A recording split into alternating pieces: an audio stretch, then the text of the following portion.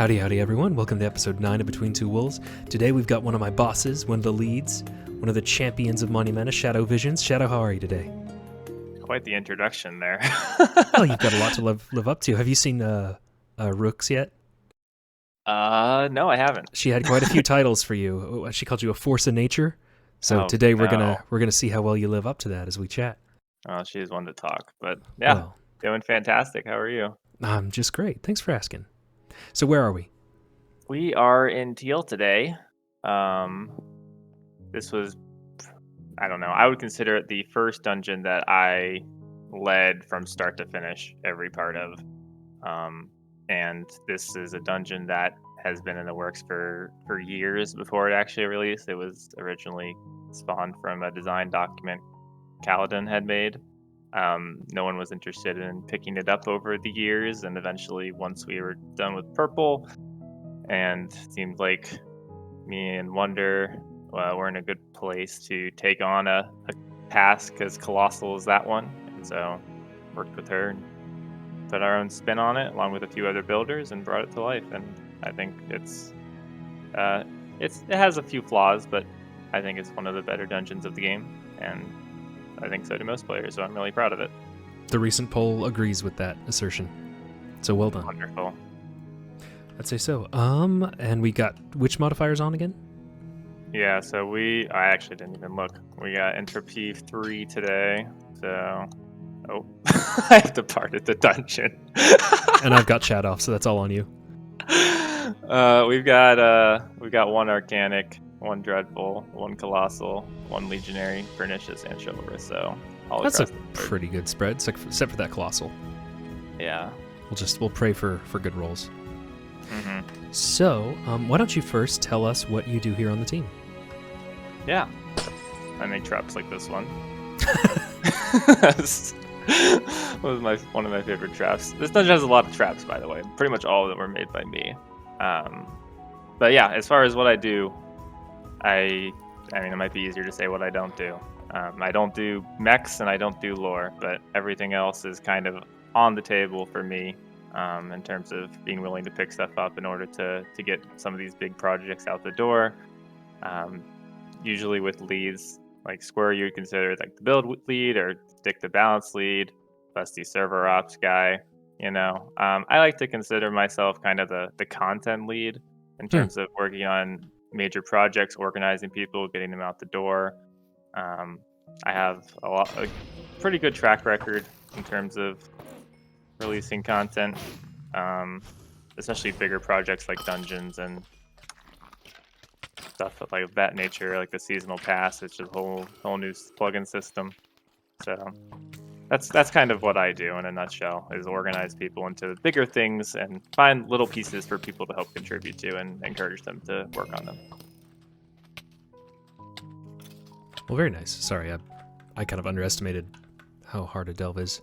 I'm running away from my life. Oh yeah, and as we're going through Teal, if you find anything that's worthy of like dev commentary, something that you have a cool story, anecdote, something to say, chime in. Absolutely. But otherwise, I'm just going to follow you and support you. So how did you come up with your username?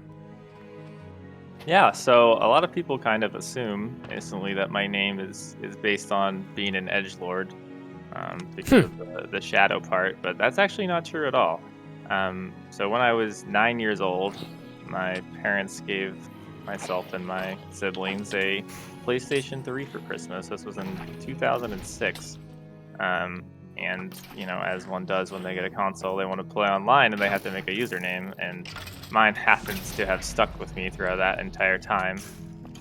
But we had a family dog named Shadow, a Siberian Husky, that I love very much. And as her name was Shadow, that is where the name comes from. And then to be honest, the second part is just a cool word that I thought could follow Shadow.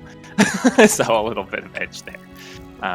But yeah, more or less I've just kept it over the years. But it's not as edgy as it's meant to be, heartfelt and sweet. But that kind of gets lost in translation a little bit. That's cool. So was Sunny's just an echoing of yours, the counterpart? No, Sunny was a Samoyed that we had. So That's where the Shadow and Sunny comes from, is our two family dogs at the time. Oh, that's cool. Do you still have dogs? No, my family doesn't have dogs anymore. We actually had to give them both away due to Oh. my younger brother having allergic reactions to them, but they're both still doing well. Well, that's good that you keep up with them somewhat. Do you mind if I just like claim loot and we'll split it? Yeah. We can both do it. Cool. What is the piece of content that you've helped with that you dislike the most? Dislike the most. I would say actually the final section of Purple. Not the two branches where you split off into the Path of Wonder and Confusion and whatnot, but the very last section after you unlock the two doors, because I just feel like it's very anticlimactic. And Purple is another dungeon that I was kind of tasked at leading towards the end. After a few people that started working on it kind of started straying away from the team as much. But the last section, for most dungeons, is some kind of major moment where stuff like light gray, you have the void section, white, you have the big snake. Purple doesn't really have that. It was always intended to have some sort of moment that was memorable, and I think the build is actually quite good for it. Wonder did a great job making it look unique and have a pretty cool style, but in terms of gameplay, I think it kind of drops the ball, and I would definitely revisit it if I could. Perfectly reasonable answer. What is your favorite thing that you've made? Yeah, that's an easy answer. It's going to be Depths. No! I would just never have guessed. Yeah. I mean, it's hard not to be proud of Depths. It was put a 6 lot of months effort into it. of me basically doing full work hours on the project, and managed to do something that is on a completely different scale in terms of content for Monumenta. Are you happy with its reception and current legacy? Do you feel like it's appreciated properly, or are there depths yet to be plumbed of it? I think it's going to be very hard to top, and not just for other developers, but for me as well. And I think that is something that is always in the back of my head. Is like, if I make something, is it going to be as good as Depths, or will people like it as much? Which is some amount of pressure, but there's a little bit of creativity that you kind of need to have before you start working on any project. Nothing has struck me like I found with Depths, which is originally not even my project, but maybe we can get into that a little bit later.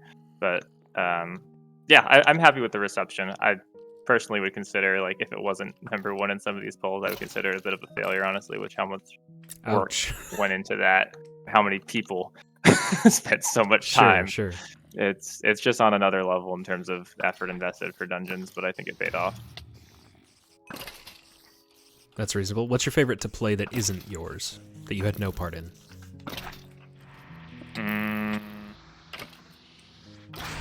I would say Eldrask. Dadgummit. Sorry, I do not have much melee protection. Cool. Why is that? I actually said this in the feedback channel a little while ago, but I think Eldrask is the best boss we have at rewarding mastery of the content.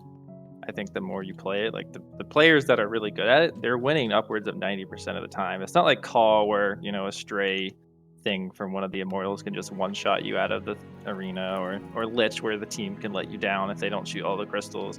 If you're good at the content, if you're good against Eldrask, you can dodge pretty much everything Eldrask can throw at you and win, even when you're the last one standing.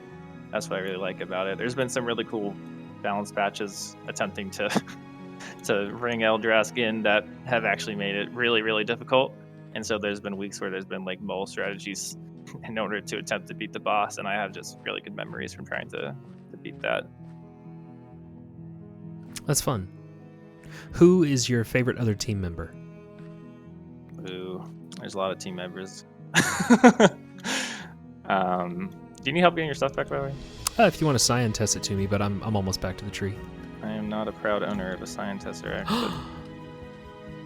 Have you done any of Primeval Creations? I'm not going to answer that because I know Krondas might be listening to this. Oh, he'll totally watch this at the gym. Okay. Yeah, he's probably at the gym. But it's been a while since I've done a Primeval Creations. I'm just not as much up to date on the quest side as I probably should be. But, Same. in terms of favorite team member, I'll give 2 answers. I'll say Wondersome, because I have worked with her the most, and she's probably the best builder on the team in terms of diversity and effort and hard work. And she's pretty much been my partner on every single piece of content that I've made. Like, I can pitch her something, and I know she'll be eager to get involved and excited to pitch me some ideas and how it might work out. And everything always comes out looking fabulous. She made the very first depths room. Ooh, which one? I'd have to point it out to you. It's not one of those ones where you can just describe it. Okay, not like it's the one of the square floor room. one ones. Yeah, Okay. it's not like that. But yeah, so Wondersome's really great. Definitely one of my favorite people to work with. And the other one I'll give a shout out to is Pi, because I think he does a great job on the technical side and is willing to fix a ridiculous amount of bugs that I personally would not have the patience for. And he's also willing to like tell me when my ideas are horrible and stupid, and that's always a valuable thing to have when you have a reputation for doing a lot of good things on the team. You kind of just need someone to keep you grounded, let you know, be honest with things. I've had a lot of ideas for depths that have been shut down by Pi, and it's probably for the best. What was the one that the most notable of the ideas that you had that you didn't do? So the twisted rooms that are really rare, I originally wanted to make them much more common, but I think that would actually kind of make them less of a special event. My goal there was making players have to make more meaningful decisions, since after a certain point you don't really have to make as many decisions once you get most of your abilities and upgrades, and Twisted kind of counteracts that. But I think it's better, since they're all kind of the same room, to just have them be more rare. And also, for the favorite team member question, I have to give a mandatory shout out to Zig, because he's my IRL friend. That's the only reason, though. He's not a great developer or anything. Does Zig listen to these? I'm sure he'll listen to mine. Well, that's good. No shout out for Sunny? She's still technically a dev, even if she's a bit Sunny inactive. won't be listening, but So you can say whatever you want. I love Sunny because she's my sister. But right, yeah. right. Well, good. Good answers. Oh no. What do you think about the Deep Dark? Both the snapshot and the biome and its blocks and all that good stuff. Oh, I think the biome is pretty cool. My maybe not so hot take is that I think in general Mojang could be doing a lot more with their regularly scheduled updates, and they've kind of just been coasting since as long as I can remember. I think that's only a hot take in the offices of Mojang. Like on the internet, that's just the default position. Right. But yes. So I'm not terribly impressed with their updates. The most favorite thing I have to look forward to is new blocks to use in the palette, and I believe we're getting some more building blocks that are actually usable in builds, which is very nice. I think we're getting mud bricks and some of the later snapshots too, and those are going to help much needed diversity with like desert builds, for example. So that's going to be a really good addition. In terms of like the warden and stuff, I don't think there's a ton of opportunity. It's probably, in terms of Monumenta, maybe just going to be like a one-off mini boss that we use to have some thematic flair or something like that, but I don't think it's very like the Ravager. Yeah, like the Ravager in Teal, which only exists because Wondersome really wanted to have a Ravager in the Coliseum. But yeah, exactly like that is what I would expect. Did you see her interview yet? I have, but I might not have remembered every single detail. She mentioned that. When we were in tier or era 3 of Teal, we were talking about how, in fact, the section that we're in right now, in that time, she wanted to like have lions that were winched up, like animals that were pulled up into the arena. Yeah, that is something that she wanted. So now you've put another part of that piece together. Yeah, she was very insistent on the Ravager. Monarch was like, we can't make a Ravager have an interesting gameplay loop because of the hitbox. Stay tuned for that. We're trying to figure out ways to fix them so they're more usable mobs. Nice. I mean, we made a giant fun to play against. We can do anything. Yeah, that's another reason I love Eldrask. But yeah. Absolutely. I've legitimately, in fact, maybe you can put in your 2 cents on this. Have you ever seen a giant used anywhere else in any fan project well? Not well. I've seen them used, but yeah, definitely agreed. Do you not want to clear Coliseum. I'm good with either. Oh, did we not? I think we just did the century and went down. Well, let's clear this and we can come back. Sounds good. Never mind. How bad is your Where'd you go? Off the cliff. Oh, I was looking at my other screen for the questions. How bad your caffeine addiction as you float down? Yeah, I don't drink coffee because coffee makes me feel very, very sick. But I do drink soda. I have a little bit of a soda addiction, unfortunately. What's your favorite? Dr. Pepper, for sure. Hey. And I've been liking the cream flavor they've been putting out, but it's a little bit interesting. I couldn't have it all the time. That's good. It's not the best thing for you in the world. Absolutely not. What's something that you regret about Monumenta? It could be something that you did that you wish you could take back, or something that you've never been able to do and probably won't be able to do. Or at least haven't yet. Well, I did say the end section of purple. I would go back and redo that if I could, but Yeah, well, that was the content you liked the least. Is that what you? I mean, that automatically makes it a regret, I guess. Okay. But I'll give another answer. Something I've wanted to do, but I don't think really has a place in the game is a space station dungeon. I know this is like along the lines of something that Comp would really like to do I was as just a builder. thinking that. But I don't know. I think it would be cool. I don't think it would work with Monumenta whatsoever. But in terms of, I mean, obviously I've done work on the science that's the Steel Med quest and those builds.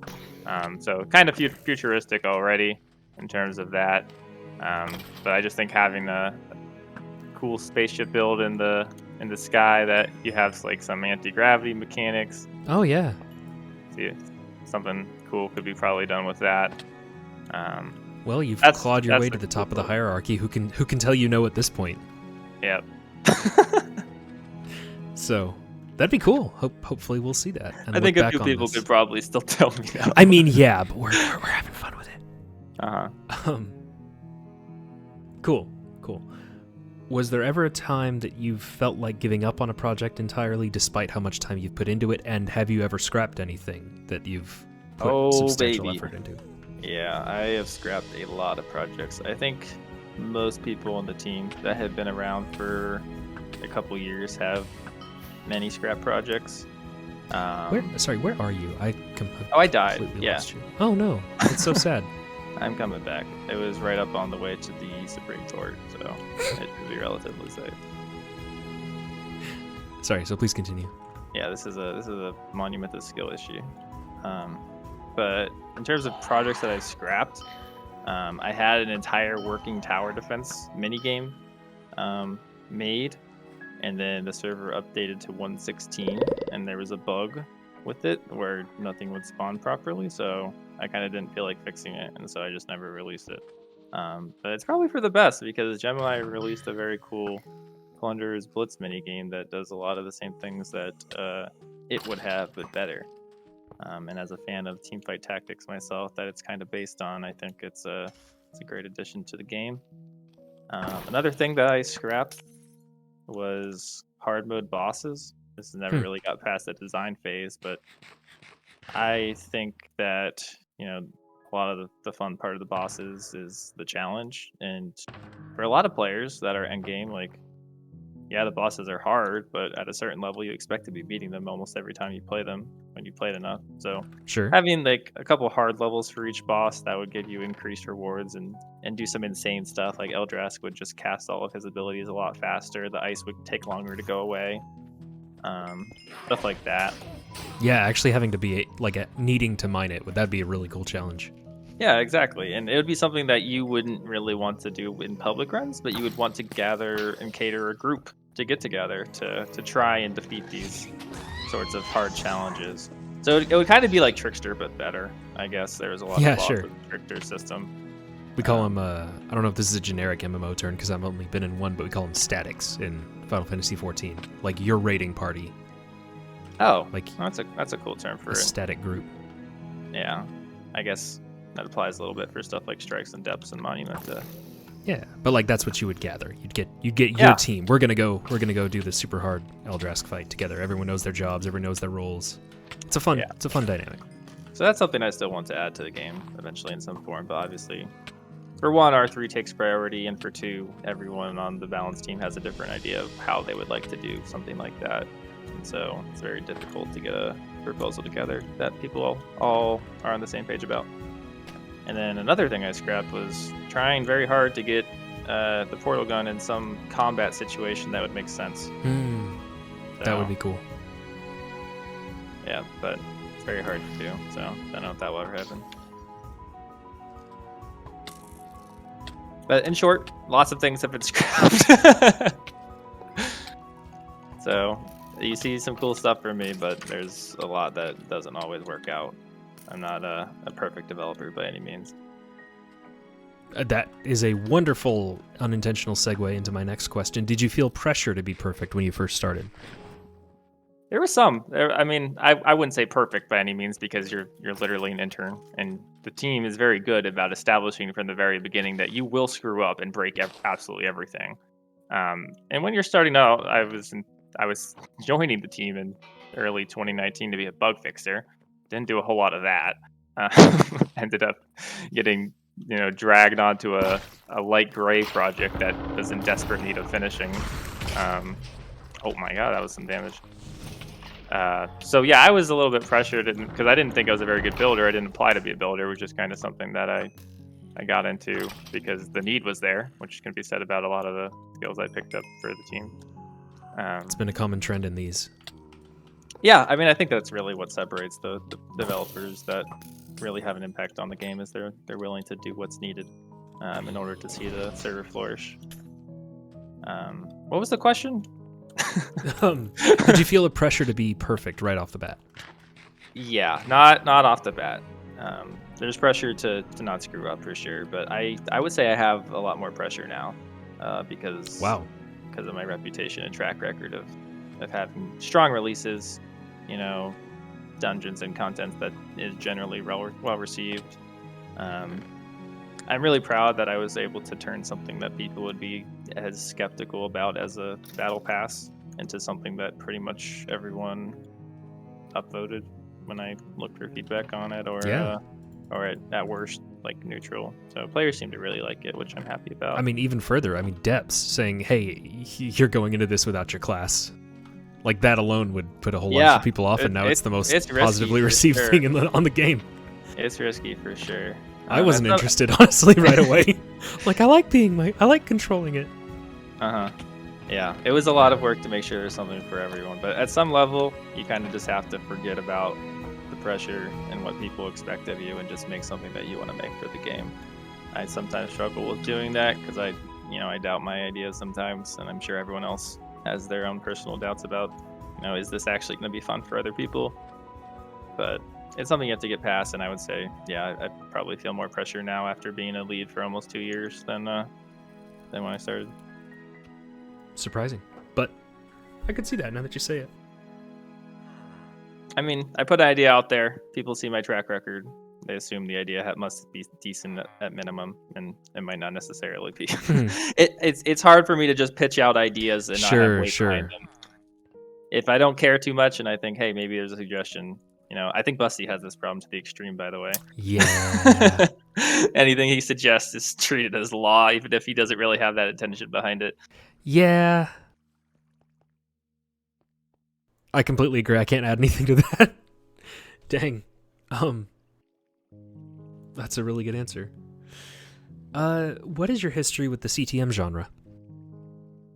Yeah, I can't say I have a Fangride or a Chipmunk storied CTM back catalog, but I have actually been a CTM player since the very early days. So I started, I'm gonna go the other way here, and misleading you in my own dungeon. I should have known too.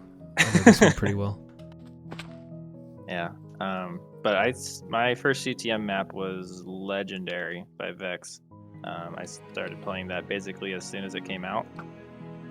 And I found it because I was just looking for custom maps. I got a little bit bored of vanilla. I started playing that around the Halloween update. Oh wow, you are truly old OG.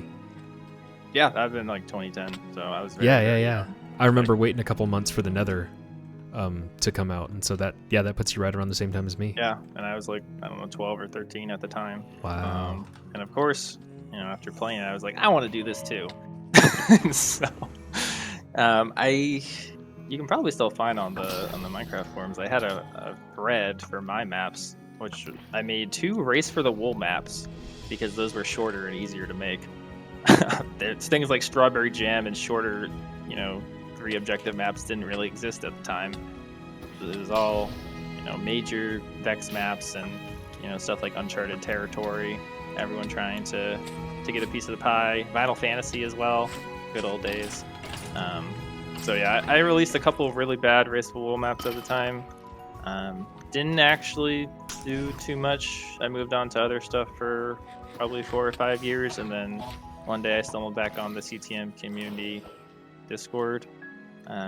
Sunny and I probably had 12 wools out of a 16 wool map completed sometime around 5 or 6 years ago. But when you make CTMs and you're new to making CTMs, the first area, you think it's good, and then you make the 10th area, and you've improved. And then you go back and look at the first area, and you're just so demotivated because you want to rework the entire thing.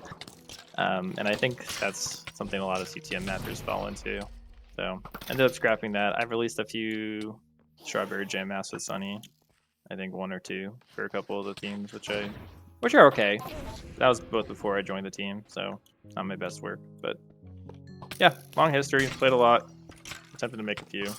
Failed here. Do you recall how you discovered the CTM community? Well, I discovered CTMs from Vex. CTM community, I think I found from Reddit, to be honest. I wasn't old enough to be in the Skype group because no one knew who I was. Oh, that was like an invite-only thing? I would assume. I don't know anything about it, to be honest, but yeah. Yeah, Fangchip and Stick all mentioned it, and I don't think Stick was a big-time map They're maker. the cool so... kids. Well, I don't know. I don't think he was... The other 2 are, but I don't think Stick was, like, invite-only. Maybe I'm underestimating him. That's cool. I didn't know you had a loot box. I was wondering why the loot was so low for 2 people. Yep. Go to store.playmonumenta.com, guys. Found my new car. It's a Lambo. Is that an artifact or a rare? It's a legendary. Oh, nice. R1 legendary. Yeah. We'll hold you to that. You heard it here, Monarch's folks. been wanting to add one forever. First, so. I know.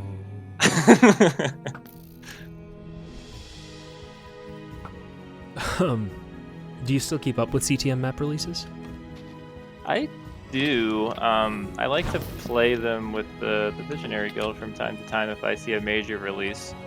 There was a recent 16 objective map made by Cooney and Ty that's not in English as its title. It's called like Project 2M or something. I played that on my own and really enjoyed it. It's a throwback to very hard, Vex classic legendary Kaizo style CTM, so I enjoyed it a lot. And recently I played with the guild Saturnine Memory, is that how you say it? But it was a short map, so I still play releases from time to time if I know the creators or think it's a cool looking map. Very good. What are the creators that you follow? I think Render is probably the obvious answer, just because he's kind of the modern Vex and Alicio in terms of consistent but quality map output. A lot of strong map makers in CTMC, they don't really have releases every year. They do they spend years making one map. That's great, and that's it. They get burnt out, which is perfectly understandable. I'm always amazed at how much Render is able to do. He has some of my favorite maps in terms of Myriad Caves and Corona Trials and Nova Arcana. I actually have a 4 or 5 Let's Play on my YouTube channel. So he's got some really great stuff. Very nice. What do you think about, and I'm just quoting the patron's question, the modern trend of CTMs? Modern trends of CTM. So I think... The direction of modern CTMs, sorry. The direction, of course. Whatever they meant by that. Much more specific with that one. Yes, quite. Just don't want to misquote. Yeah, so I'm going to assume This means the trend in terms of adding more functionality, adding more features, stuff like cartographer and other advanced items and stuff, as well as generally making the maps more approachable for most people. I think is a fair thing to say has happened over the past couple of years. I think those things are well and good, and they do add to the baseline of CTM quality, but I think to some extent it does lose a little bit of the charm of the old maps. And I think also in terms of letting new creators into the genre, they've got a lot of hurdles to climb now when you start adding all that extra data pack functionality in terms of trying to make a CTM that's comparable with a lot of the stuff that is out there now. Before, you could just make a cool build and suddenly you were as good as Vex. Nowadays, with all these call-out maps and stuff like that, it's really hard to set yourself apart. And Okay, Boomer. Okay. Yeah, I don't get that one. You're called on me a totally whole right, lot. but you don't get what? I don't get the okay boomer line on me too much. Usually it's But in this you on other are. people. That was Yep. Well yeah, played, sir. That's good. You're completely right though. Yeah. I mean, as someone that's taken a stab at a few CCM maps, it's honestly a lot better to make something on the Team Monumenta platform than it is to try and go alone and make your own CTM by hand. You got a lot of resources done for you. That's good to hear. Do you have any cool scars? Yes, I have a emotional scar from coding the 3 devs bosses in a weekend each. Tell me about it. What's it look like? It's very deep and cuts right through my heart. And Well, that's not the best place for those. yeah, but the end result is that there's another boss developer on Team Monumenta. So I guess it worked out. I guess so. Do you get to show it off at parties? You just No, I don't curl think up in the parties fetal care too position much and- about that one. Oh, bummer. That's like half the point of a scar. I know. Doesn't get me very far. Well, I'm sorry. Thank you for your service and your sacrifice. You suffered so that we may have fun. No, I learned a lot. It was a good thing. Good. I'm glad to hear. What were your favorite subjects in school, and did any of them feed into your work here? Are we talking like college or before? It depends. You interpret it how you want. College or high school. I'll go with high school. So math, and electronics. I never actually did any coding work until after I was already accepted into the computer science major at my university. I kind of just applied blindly, thinking that it's probably something that I wanted to do based on my hobbies and skill set. But in high school, all I did was, electronics in terms of like soldering stuff, working with like switches. So I was probably more on the path to be a ECE, electrical engineering kind of thing. But I don't really use a whole lot of that stuff anymore. Sure. For computer science, they make you learn a whole bunch of math courses like linear algebra and stuff like that. But you really don't ever use it again, especially not calculus. So I don't use it too much on the team, but I will say I use it more on the team than for my actual job, because particles in this game are an absolute mess to try and bend to your will, and a lot of that involves vector math in terms of making them go in a three-dimensional plane exactly where you want it to go. I understood some of those words. Yeah, we've got a lot of great particle people on the team that I'm grateful I'm not always forced to do those and can usually copy them from somewhere else. What do you do for a living? What is your job? Yeah, I'm a software engineer. I work for a financial technology company. My day-to-day stuff usually involves working from home on Monumenta, and sometimes if I get pinged, I go do like 1 or 2 Dude, that's hours. the dream. That's cool. Yeah, that's why I usually have so much development time, is because my actual job isn't too demanding, but I still get a software engineer salary, so it's working out for right now. Very nice, yeah. And we haven't been forced back to the office yet. I think they realize that if they bring us back to the office, they're not going to be bringing many people back. Really, you think people would quit rather than come back? Oh, we would already be back in the office if people wouldn't quit. Wow. That's strange. I think once you get used to it, you know what it's like on the other side of the grass, of the fence. Wow. Grass is greener, and I mean, at this point, you can leave elsewhere, and there's remote opportunities at so many different places, and it's a really big industry. So you can basically guarantee yourself a job somewhere else if that's what you want to do. And my company seems to have realized that. Well, cool. That's a pretty cool form of job security. Yeah. Well, very nice. This will be a good one for you. What is the most difficult problem or bug or issue you've encountered on Monumenta? Oh.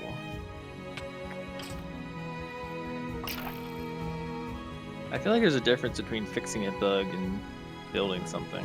Pigment. In terms of plugins.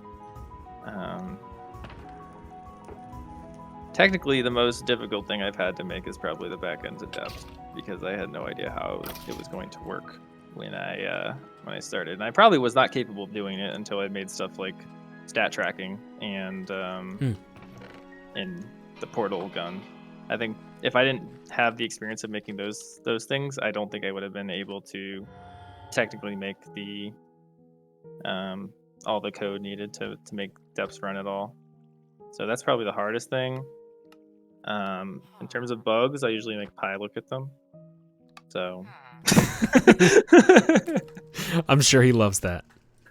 He does. That's why Pi's so great. Like, unironically, are you just messing with this, or does he really love reviewing code?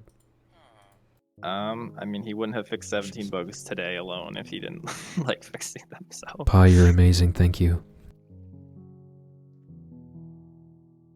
But yeah, either the depths back end or making Fire Hydrant a functional boss would probably be the hardest technical thing I've done.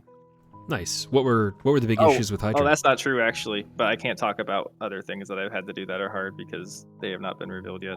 Sad. What were you gonna ask? Oh, if you're done with that question, what is your most embarrassing skill issue moment playing Monumenta? Probably the fact that I don't have all the Tesseracts, like you noticed earlier. Well, I mean, it's only a skill issue if you can't solve the puzzles. It's different than... Oh, I can after I look up the solution or on the wiki or wherever it happens to be. Oh. It's not for a lack of me not being able to. I just don't want to commit the time.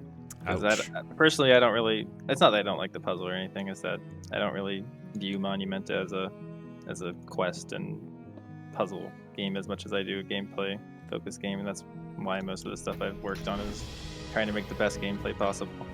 But I understand that it's much more the other way for other people, and so I welcome all sorts of content for the game. Very nice. I was actually going to ask you something. What were the issues with Hydrant that makes it stand out to you so much? There's a couple abilities in Hydrant that don't really exist elsewhere in the game. With a lot of recent bosses, like Sashura and what's the other one? The one from Verdant. I don't really know his name, but a lot of the strike bosses and stuff, we're reusing a lot of abilities and kind of just giving them new particles. Fire Hydrant had to get a whole bunch of new abilities. Stuff like Davy and Hedera were pretty easy to code too because they reuse a lot of abilities like the Novas and the Meteor Slams. Fire Hydrant, you have to get a bunch of new abilities that cover a giant 30 wide arena. It was like essentially trying to make a world boss in a dungeon. For 4 players. I could see that. And that was a big challenge. Fortunately, I found ways to copy most of the stuff, like Shatter from Eldrask, make it cast 3 times in a for loop, and change the offset, and change the color of the block, and change the effects. But for stuff like the rings were something that I had to make from scratch, basically. It's such a good mechanic, though. You did such a good job. Thank you. If you're wondering how that one was made, I actually copied Call Meteor. What? And then changed I gave it a second ring, so it was a Call Meteor with 2 rings. And then I changed the radius of it to be big. I and then could it changed see the that, color. but I would never have thought of that. That's cool. Yeah, I mean, the thought process was I need to make a circle. What is in the current boss landscape that's a circle? And I thought of Call Meteor, and so that's where it comes from. Because Call has really great particles, because Fires does such a good job with them. It's just really easy to make work. Very nice. You have to get creative about where you copy things from. Cryobox is copied from Eldrask. Yeah, that makes sense. Depth's abilities are copied from everywhere.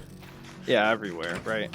Which is, I think, part of the appeal. Like, I think you could almost play Depths Right. extensively and then pick up another class and be like, oh, I know how to use this. And that was one of the goals, because we have people like you saying, "Oh, no class." You know, that doesn't seem very cool. But if you are able to get most of your class abilities, that changes your perspective a little bit. You start to find familiarity, and you can focus your mental budget for new things on learning the dungeon and the mobs and all that. But everything in the plugin is copied from somewhere else, more or less. People sometimes joke that I'm the one person that copies things and then cite my sources. I usually write like a comment that says I ripped this straight from Eldrask for stuff like Cryobox. So yeah, people find it funny when they come across those. And That they're is like, pretty oh, amusing. that's cool.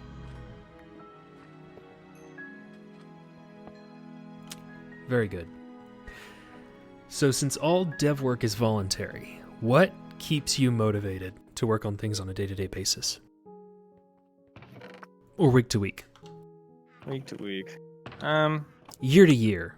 Why are you still even here? I think probably the thing with Monumenta specifically is just having a platform to share my creativity. Because unlike if I was to make my own game, for example, I can make something on the dev server, and 1 day to 7 days later, I can get it in the hands of hundreds of players. That's assuming I'm not making a dungeon the size of Depths. I'm just making a change to the world. But you get insanely quick turnaround time for feedback, where you actually get to play the thing that you worked on, but so does all the other players in the community. So I think having something like it's really Monumenta is its own game engine. When it comes to you getting to have a creative output as a developer, and I think that is what gives it the advantage it has, and why I'm still motivated years after to continue working on it. I think if it wasn't as easy as it is to contribute, I probably wouldn't be working on it, even though I love the server. I think I'd probably be working on my own project by now, trying to make money or something, making a game for fun that I want to make. Because obviously there's things I want to do in Monumenta that won't fit in Monumenta or people will disagree with.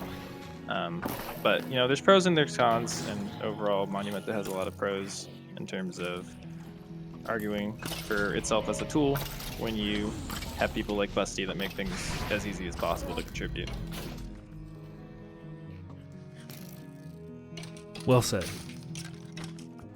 What's something that you really wish the player base would stop doing?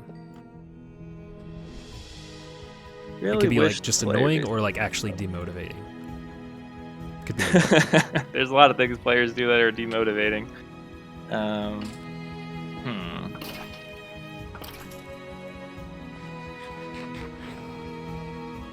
Okay. A patron think- is paying for the right to ask this question, by the way. This isn't just me letting you vent. They want to know.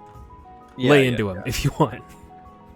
So one thing players don't really understand that well is the concept of, on the developer team, having opportunity costs between each feature. There's like thousands of things in the suggestions thing, right? For one, someone has to want to implement that suggestion, spend their time to implement that suggestion. They have to think it's a good idea for the game, and they also have to think it's not only that, but they have to think it's a better use of their time than doing something else that either they want to do or the team needs to happen. We don't have the ability to make things appear out of thin air just because they need to be done. Someone has to do them. Someone has to want to do them. They don't get paid for doing them. So when stuff like lag happens and is an issue, and someone fixes them and makes it less of an issue, that's because someone dedicated their time to not make anything cool, not be thanked by players, just to make the server run better. And a lot of times they're not even the ones benefiting from making the server run better because they don't play that much, you know? So I don't know. There's a lot of selfless actions that Well I said. feel players don't really. I'm not gonna blame it on the players because a lot of times they don't have the opportunity to recognize this stuff because they don't know what goes on behind the scenes. But it does happen, and just know that for all the times that you know argue about things. I'm gonna jump off the cliff here, by the way. Um, there's people that are working very hard to try and make the game better.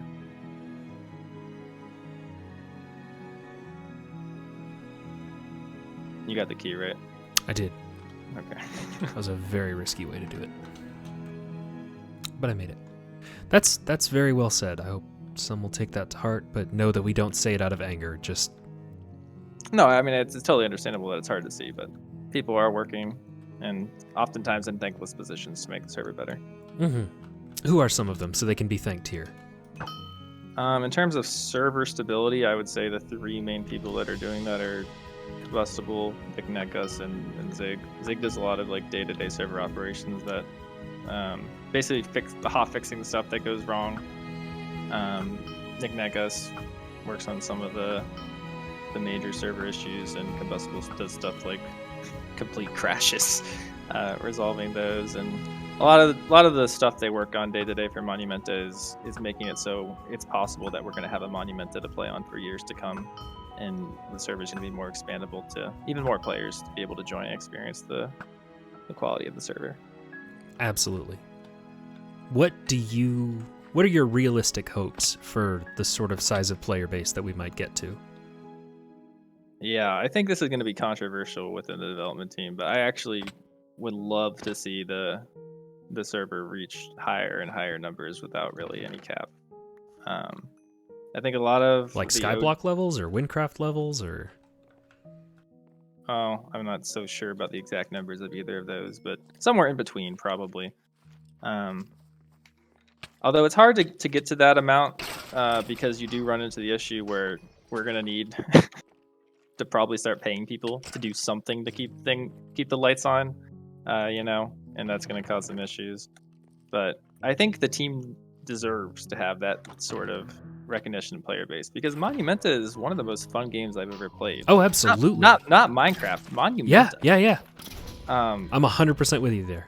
And I don't know. I think the more we're able to expose this game to players, the more we're able to make sure that they have a good introductory experience and want to stick around and invite their friends. The bigger the server will continue to grow, as long as we continue supporting it. A lot of the OG developers, I feel like, have this stigma where they like the community, and I totally get that. But they like the community the size that it's always been because they have that personal interaction with players. They have that close feedback loop where they implement things. They're able to get a lot of feedback on it. They're able to work closely with their friends in order to refine it.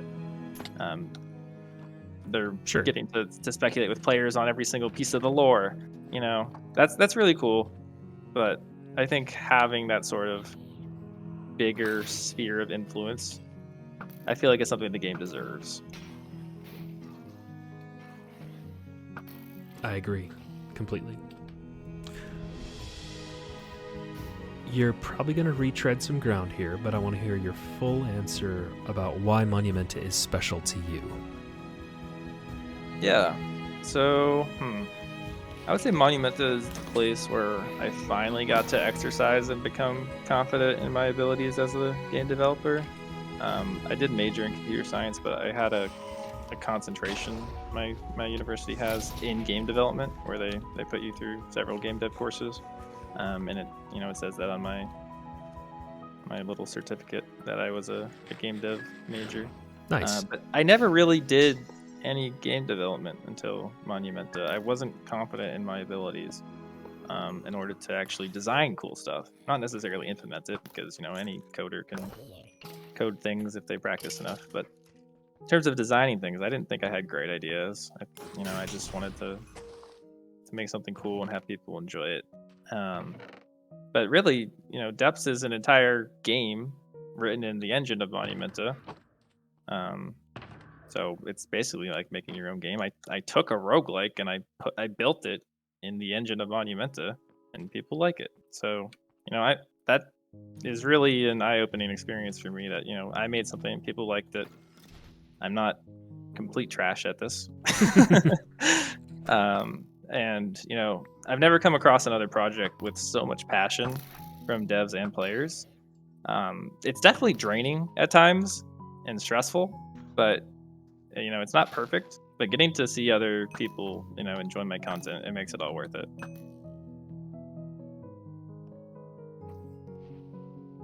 Well said. You're one of the devs I would say that still plays the most, especially in relation to how much you develop. What do you like to do in an average play session? What do you spend your weeks doing mostly? I get to play so much because I spend my workday developing. Sure. It's almost always devs.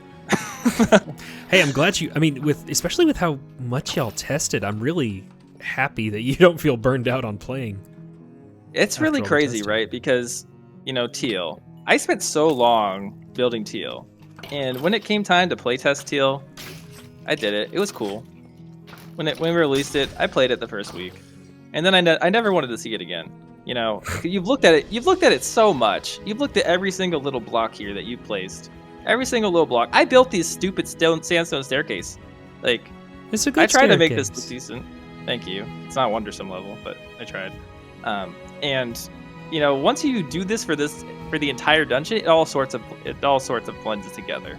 And did you make this awful trap right here? Oh, of course. You're horrible.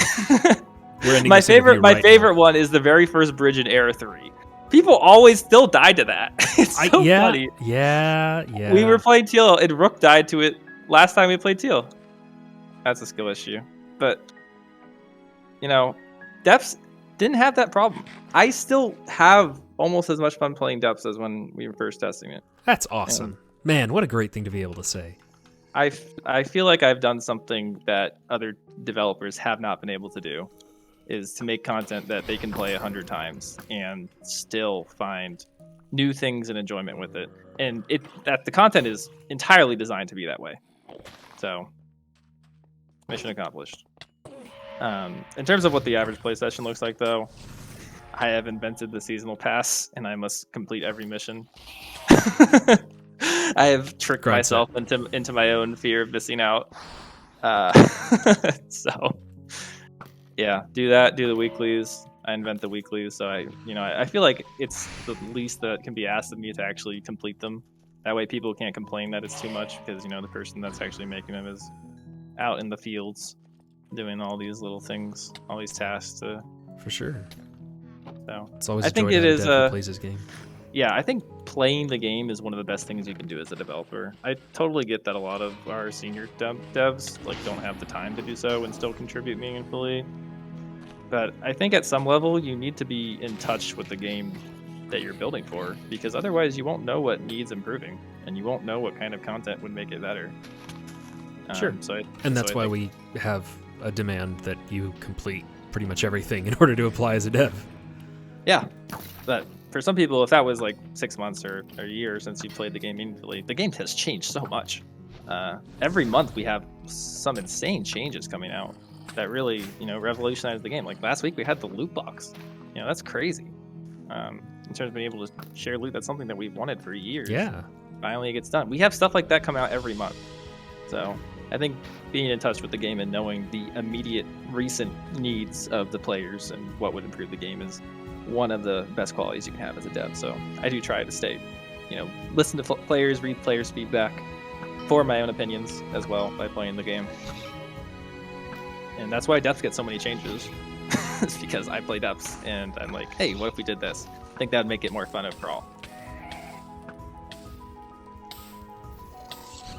Sorry, I'm trying not to fall. Well said, and I think you do a good job of it for what that's worth. Thank you. What are your hobbies outside the game? Hobbies. So I have been attempting to pick up piano since the pandemic started. I haven't given many updates on it, but it's probably been about a year now, and I'm slowly improving, so I'm proud of that. It's a very long process. I didn't really estimate properly how hard it would be to get two hands to communicate together at the same time. But I It's have so the much man. respect for instruments, people that play instruments. I should have started it when I was a kid. You know, had a big advantage, but yeah, it's just incredible. Anyone that's capable of doing that. Other than that, I am a Formula One fan. I feel like there's probably not many people in Monumenta that can say that. Yeah, that is pretty rare. Tell me about that. Yeah, What so about it attracts I you? got into it at the end of last year because there was a very controversial fight between the top two racers last season, and it Like a came down fist to fight or like a no, I interpersonal wished, conflict? but Oh. it was a decision made by the board in terms of like rules. There was a debate about the rules and how they were enforced when there was a safety car because someone crashed. And there was a very controversial finish to the race. I got into it for the drama, for the racing. I've always played racing games, always been into them. What are your favorites? Well, I play F1, the game. I play Forza Horizon. Forza Horizon 5 came out last year. It's really fun. And when I was a kid, I played MotorStorm on console. And when I was 11, I had way too much time on my hands after school, and I actually was able to get a couple world records on that one. Nice. Very very proud of my 11-year-old self at the time. That's kind of what got me into racing from a young age. Yeah. Outside of gaming, those are probably the main things besides just hanging out with friends. Very good. What do you do with your friends? Vidya? Yeah, too much vidya in my life. At the same time, never enough. But other than that, food. Get dragged to basically see all the food places around the area. See what's good, what's new. We have a lot of like different cultural foods here because the area is growing so much. I live in around the Triangle area of North Carolina. So there's a lot of diversity, and it's good to check out. And we do hang out and play board games. That's something else I do. besides video Sweetness. games. What My are best some of your friend favorite is, board games? My best friend is obsessed with board games. So he scoffs at things like Settlers of Catan and Risk. Yeah, he has to play the complicated stuff like Oath and anything that has a lot of rules. I think he has like Twilight Imperium 4 or something that he wants to play.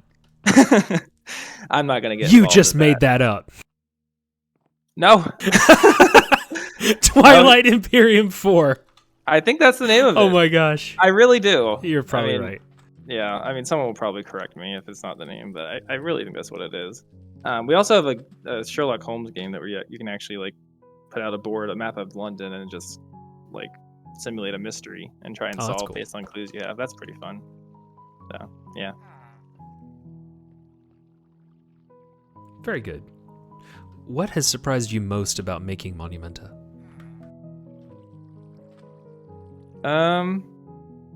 So I think when in the player perspective, we need to go up now. By the way, You don't want to do the cave?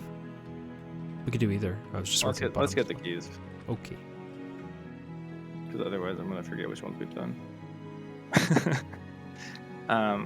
Yeah. So out for surprise, outside the team, I think players probably feel like the words spoken by developers in the Play Discord are law, and they're like a monolith of opinions. But the reality is, couldn't be further from the truth. You know, Yeah. everyone has their own philosophy for design of the game. Everyone has their own vision for the game. Nearly every good or bad opinion in the Play Discord is shared by at least one developer. You know, there's just so many opinions, and it makes subjects like balance really, really touchy. So a lot of people, including myself, thought that the balance of the game relatively stable, decided by people that share the same views, probably going to be fairly constant. But it's not like that. The other thing about me being surprised is that nothing on the team will happen at all unless you personally step up to make it happen. Yep.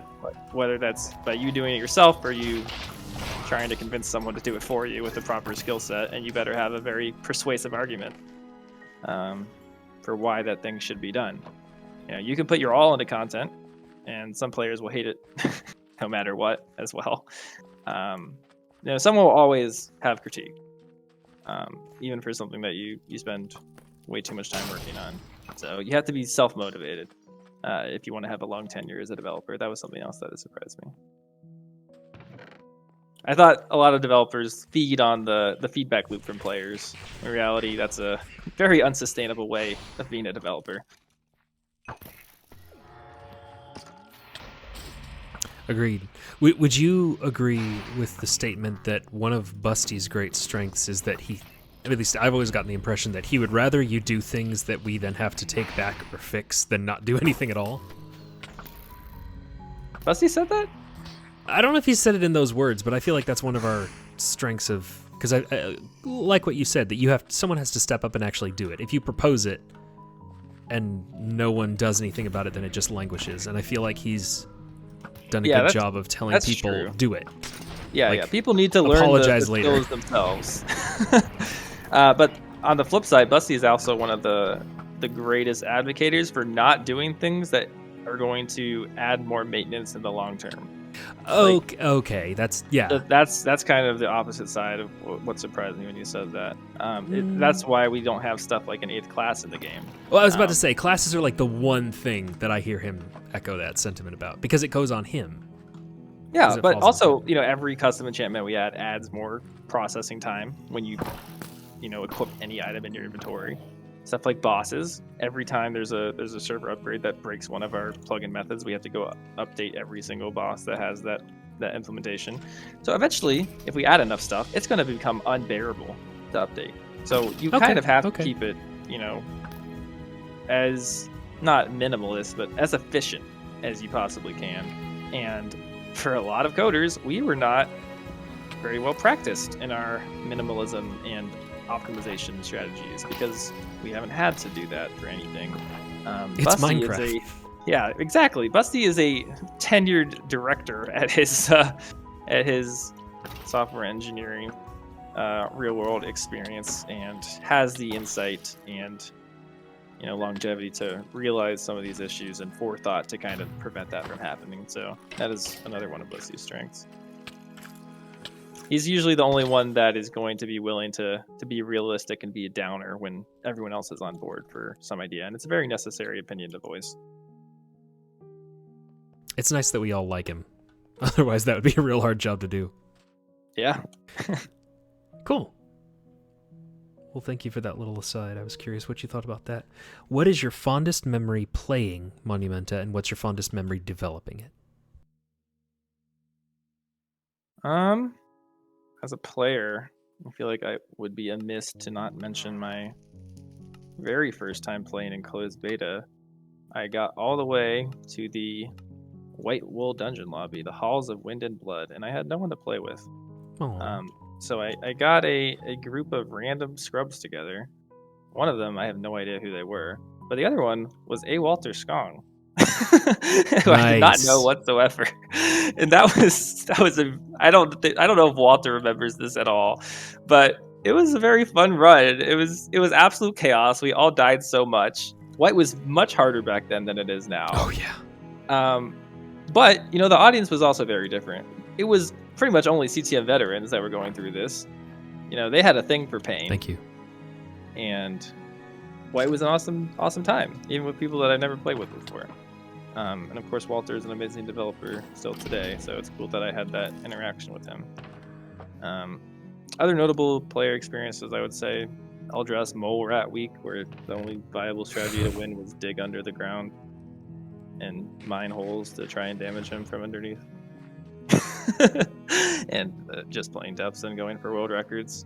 I'm very proud of the fact that I can at least somewhat compete with the endgame players when it comes to that. Sure. Where are you on the leaderboard for this floor currently? In terms of depths, there was a recent leaderboard reset, but where were you before? Where was I?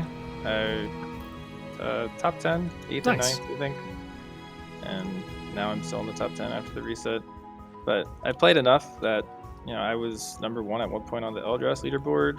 Before I joined the team, I was number 1 on the Lime and Pink leaderboard, I think, in terms of completions. So Proud of how much I was able to. Well, I don't know. Proud and unproud of how much time I've spent on this game in my life. But you know, it's made me a better developer. So. What's your favorite dungeon before any of the ones that you worked on? Pink. I think light blue is the best one in Region 1, but I think pink is the best dungeon I haven't worked on. Nice. And what's your fondest memory as a developer? Yeah, it's gonna be testing depths for sure. Depths has been tested probably as much as every other content in the past 2 years or so combined. Ooh, that's a claim. There is basically a month where we would have multiple groups of testers running every single day, multiple runs a day for hours. And every day we would get feedback, we would iterate, we would fix the bugs, we would make some design changes, and we would ship them to the stage server for the next day. And it would be another blast. We would get new rooms loaded in from the builders. It was such an iterative process, and it was so replayable, and everyone loved it. So I mean, we didn't have any problem getting testers. You know, sometimes the team can have trouble getting a couple of testers because we only have so many moderators, you know. But everyone wanted to sign up for this. They would cancel their other plans and show up to play depths, even though they'd already played it like 5 times the week before. So it was kind of just an awe-inspiring experience that, hey, is this actually happening? Is this actually working? You know, all these risks that we took to try and make the content. And that was kind of the sign that it was paying off, you know. For sure. How roughly, like within maybe 50 runs, do you think you did during testing? It was over 100, for sure. Cool. There's a lot of good memories from testing. There was one day where rapid fire was the most OP ability by like a landslide, and so we had a 4 steel run one day where rapid fire we had 4 rapid fires on the team, and we didn't have to do anything besides cast rapid fire at mobs, and they would all die. Fun fact, rapid fire was originally supposed to be scrapped because Monarch didn't like it. And then I kept it in the game anyway because I thought it was cool, and it stuck around. Why doesn't Mon like it? I wasn't on a trigger, and it was a little bit jank. It's the only ability that's, you know, an actively cast ability that doesn't occupy a trigger. Sure. It is kind of strange that way. Huh. It's factored into the balance of the seal tree, so. There's a bunch of other stuff like that, rooms that killed us 100 times, and we still didn't want to nerf because it was supposed to be hard content and we were stubborn.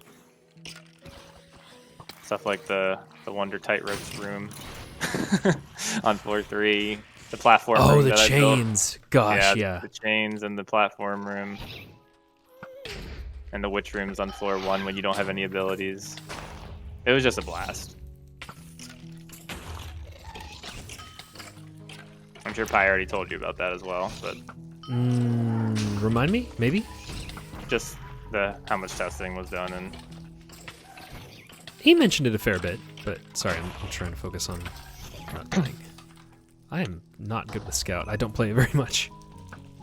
Hey, there's a fun aside. Tell me why you love Mage so much that you've not played anything else. Well, I'm a man of habit, I suppose, and familiarity. I don't like change too much. So once I found Mage and I liked Mage, I didn't really have any reason to switch. And it's just, even when it was weak before a spell power was introduced, I still just stuck to it because it was what I was used to and it was fun to play. And I like casting. I don't like just, you know, whacking a mob for the same time, catting back. I like the process of trying to, you know, scrunch together all the mobs from the area and hit them with one big thing when you pull it off. Have you tried Warlock? I did try Warlock, actually. I did not like it. I don't remember why, but I gave it a shot. I didn't like it. Yeah. I think it was probably just the comparative lack of damage. I mean, it does damage, don't get me wrong. But yeah, But I like, play Elementalist.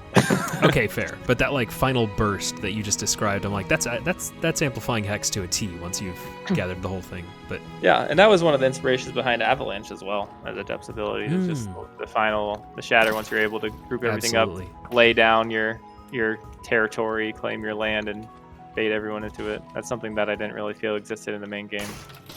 Yeah, for sure. And ice is your favorite tree, right? Oh yeah, the ice tree is the one that I designed from the ground up by myself, basically. Everything else had significant input from the rest of the design team. That's not surprising given how synergizing it is. It's the one that doesn't really have an analog to the rest of the game, it seems. Yeah. I would love to add it as an 8th class, but it overlaps significantly with a bunch of other classes, and the ice mechanic doesn't really work in a town setting or bosses, for example. That's fair. What is your favorite video game and why? I played so many video games over the year. Probably you can pick give 3 if that's easier. I'll give you 2. Two series that I really like that I think probably should get more attention. And both of the games have like sequels from when they were on like Newgrounds and Armor games. One of the series is Gemcraft. It's one of my favorite tower defense series. There's a lot of strategy that goes on with it, and the unique thing about it is that your health bar is your money, so you have to be really careful with balancing it. Did we get both the keys, by the way? I have one. Oh, we need to go up to the villa. Both? Yeah. And also, a fun fact about Gemcraft is that Squir is actually a Gemcraft addict. Oh, I did not know and that. Rubix plays it as well. She is very, very high level, but I haven't seen her tell anyone about it. She doesn't really brag about it to anyone, but I think it's a cool fact. The other game I want to shout out is Epic Battle Fantasy. 5 is the newest one on Steam. It's just a really fun, cartoony RPG that I've probably spent hundreds of hours in, for no good reason. It's just fun and charming. Is how I would describe it. It's based on the Final Fantasy series, but it's got a lot of the own developers' personal charm. Both of the series I mentioned are made by a single developer, one person, really just giving it their all. And I have a lot of respect for stuff like that, so I wanted to highlight them. Also has great music. I saw in RP music discussion someone was mentioning that as a potential inspiration. Yeah, I saw you mention it there. Yeah, really great soundtrack as well. Funny how those go together. There's so many indie single developer games that also happen to have great soundtracks. Yep. Well, you're on your way with your piano learning. Yeah. Learning those chords. Gotta make some epic sounding music. Eventually. But it's funny how there's an overlap there. Fang, I think, said he plays 9 instruments in his interview, and Pai's got a musical background. That's wild. I think it was 9. I think math and music has a lot of overlap that isn't really like expected, I guess. Makes a lot of sense. It's a form of applied mathematics. I suppose that's true. I've known a fair number of engineers who are avid musicians, which is another form of applied mathematics, so I can see that. Yeah. It's cool, I think. Very. What is your favorite movie, TV show, musical artist, and color? That's a lot. It is. One at a time, though. Not sure. I don't watch much TV, so I don't have a great answer for TV. My philosophy has always been if I wanted to watch TV, I could just watch myself play a video game and control what happens in it. As a kid, I realize that logic doesn't really hold up as well these days, but that's always what I thought. Movie, I am a Marvel fan. I do like Doctor Strange is my favorite just because of all the misdirection. He's a mage. Oh. He is a mage. If you've seen No Way Home, the newest Spider-Man, my favorite scene is the Doctor Strange and Spider-Man battle. Mini spoilers, but artist kind of fluctuates. Growing up, it was my favorite genre has always been like alternative rock and pop punk, a little bit of metalcore, emo. So somewhat on the edgy side, I guess fits my name. But growing up, my favorite band was All Time Low. I think they've had a couple of allegations against them recently, which has been unfortunate. But These days, I'll say my favorite band is Water Parks. Kind of like a very sporadic and electronic pop punk band. And favorite color, green. Always has been green. Very nice. Good answers all around. That's funny that you mentioned No Way Home. That was Rook's favorite. I think you said you haven't seen her interview yet. Her favorite movie of all time. I think she named that. She named two. A little bit of recency bias, I'm sure, but yeah, maybe a little bit. But it's fun that that's been brought up twice now. Yeah. I got the other one. What do you draw from most when developing Monumenta?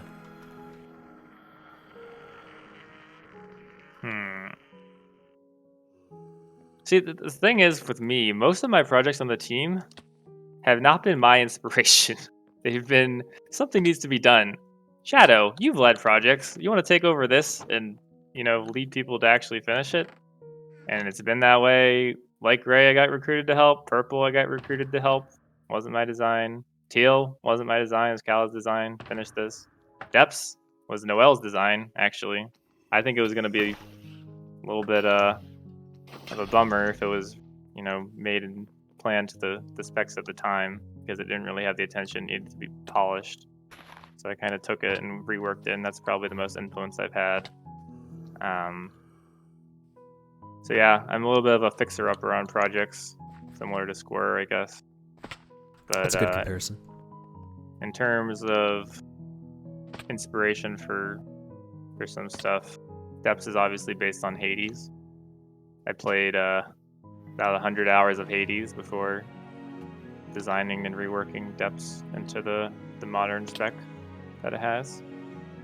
And then I haven't really played it since. But it's a really great game. It is. Have you played the other Supergiant games? I have not, but I really should. They are very good. Yeah, and obviously, Portal. Yeah. If you couldn't tell, I made the Scientists of Steel Mode series. That's probably the most original thing. Well, least original and most original at the same time. It's ripped from other content, but it's something that I exclusively wanted to add to the game.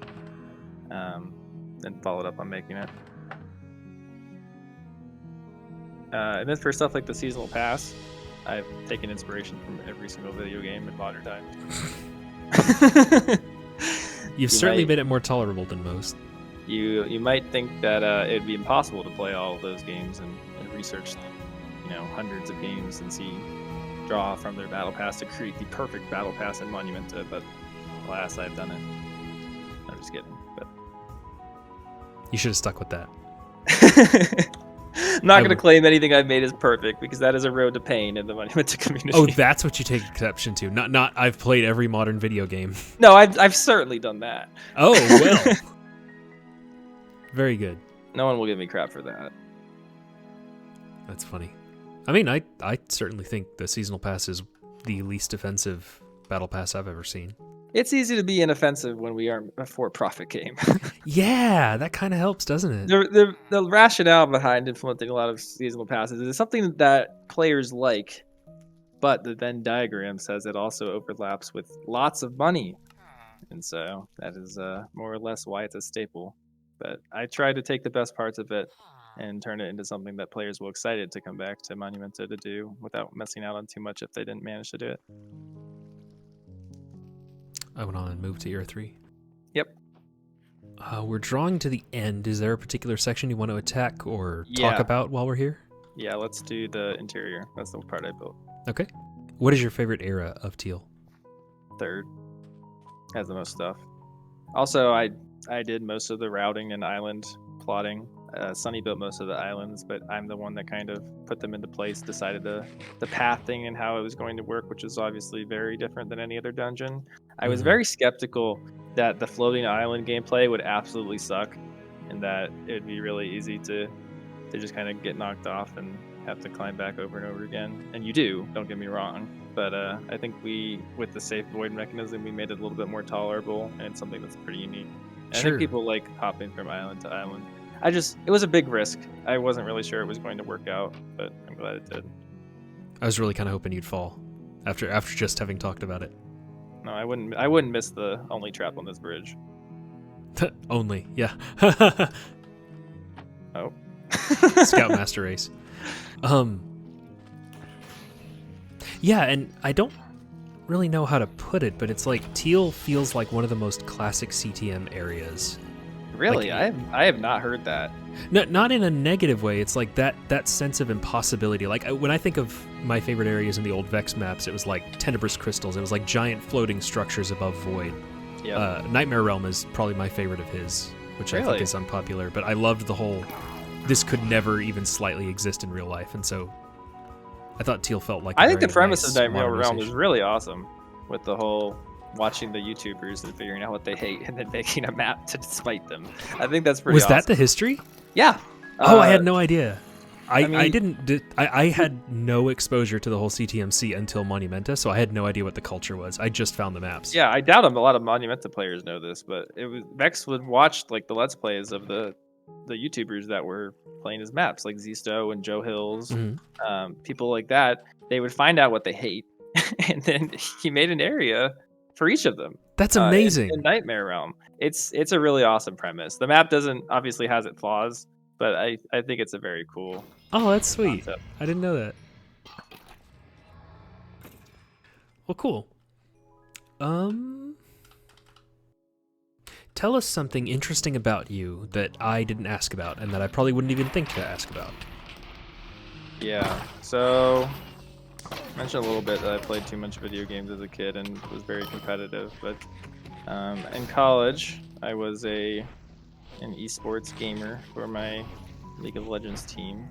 I think we won over $10,000 at various tournaments. Wow. And that culminated my senior year in getting to fly out to LA at the official, professional game studio where actual pro players that are making millions play. We got to play in that. That's wild. It was one of the best experiences of my life for sure. Getting to do that with a competitive team of like people that I played with for 4 years.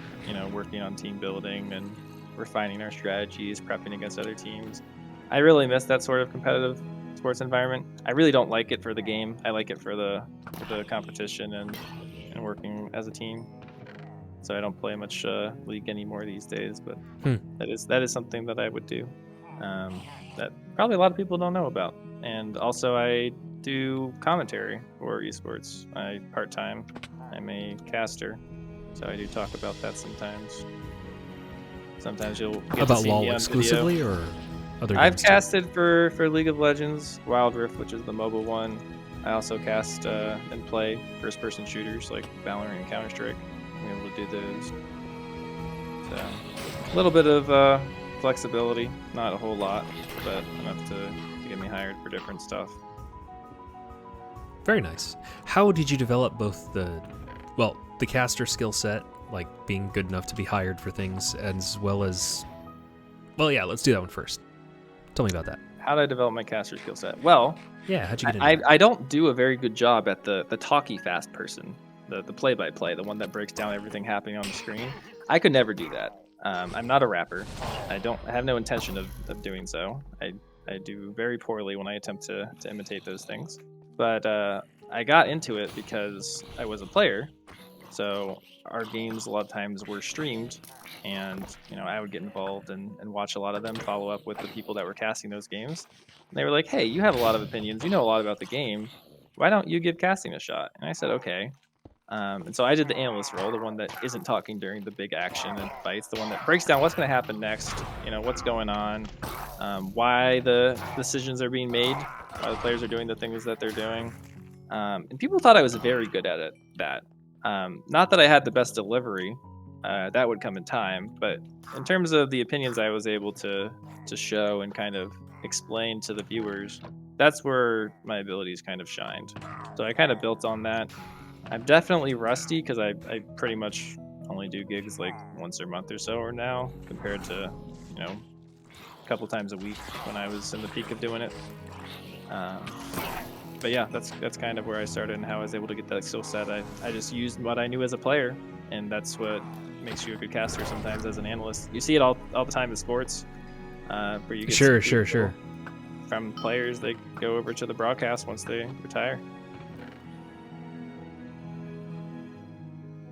Well said. And then how did you get into the esports thing, and what did that take? What did that take? To become good at it? It took a lot of my time, obviously, and a lot of patience too.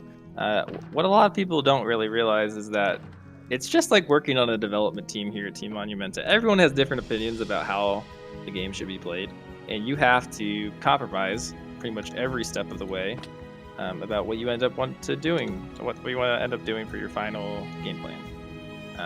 And every player at that level has strengths and weaknesses. You have to compensate for them. You have to plan around them. And that's kind of what the fun is at Collegiate. You're not watching for perfect gameplay. You're watching for your home team and the players that you know. So yeah, in terms of getting involved with it, it was just my board game addict friend got me into the game from a young age in high school. I turned out to be pretty okay with it. I got from silver rank to diamond rank in like one season or something, and then from there the next 4 years were spent refining that.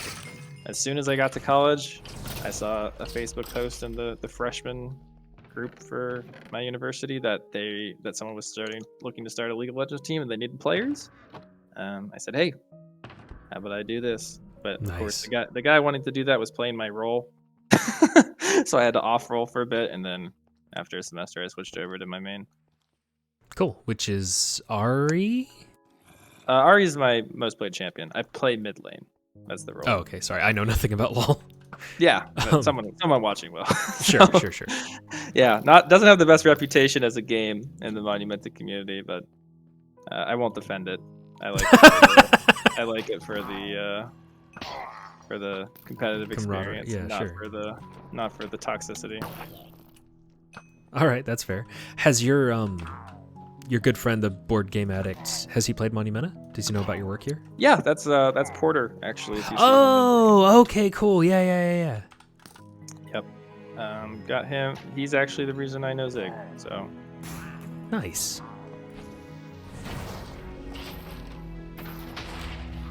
Those are all the questions I had. Is there anything that you want to talk about? Any subjects you want to just talk? No, I feel like we've been going for quite a while now. We have. It's, wow. This has been a long one. Okay. I won't take up any more of the viewers' time. No, it's fine. Teal just flows well, and so it's just fun to play through. I'm glad you think so. I just want to give a heartfelt thanks to anyone watching this and the patrons that are investing their money, because it's kind of hard to make ends meet out there these days. Like, the fact that you're willing to donate some of your earnings to make this game continue existing is it's kind of awe-inspiring to me and the other developers working the game. And also thanks to you, Ari, for running this for all of the bits. I do nothing compared to y'all, but thank you. Thank you for your effort in making it work. All the leads. Just, man, are your shoulders tired from carrying the game on your backs yet? Sometimes. But it's honest of you. The nice thing is that we have a lot of people to distribute the work. Everyone works very hard. I think any developer is entitled to say that their shoulders are hurting sometimes. Especially you. You're the community interfacing one. Whatever. Thank you, though. Well, this has been a blast. Great dungeon. Great time with you, sir. You have a wonderful night, and to everyone who's made it this far, thank you for listening. Thank you for supporting our game and for picking Shadow. And we'll talk to y'all later. Bye. Bye.